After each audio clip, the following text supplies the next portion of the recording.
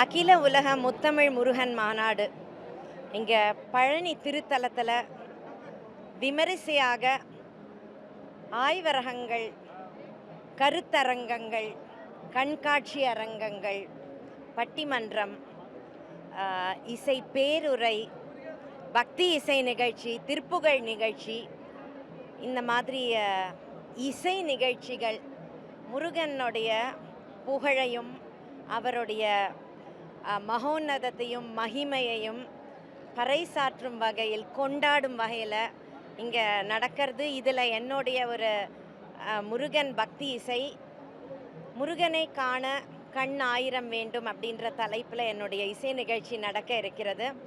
காலையில் வந்து கண்குளிர முருகனை தரிசனம் பண்ணிவிட்டு இங்கே வந்து இந்த ஒரு பெரிய வைபவத்தில், கொண்டாட்டத்தில் கலந்துக்கிறது அப்படின்றது ஒரு பெரிய ஆசீர்வாதமாக, பெரிய பேராக நான் நினைக்கிறேன்.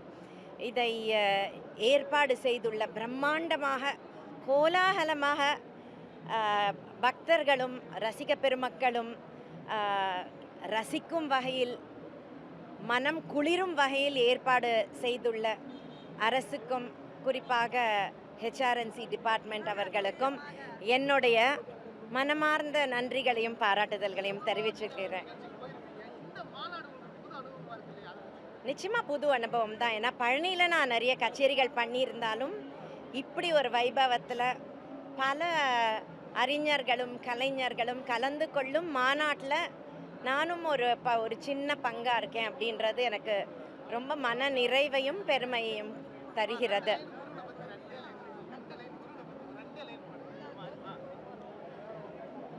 இதய கோயிலில் வசித்திடும் உன்னையே எப்படி மறப்பேனையா முருகா.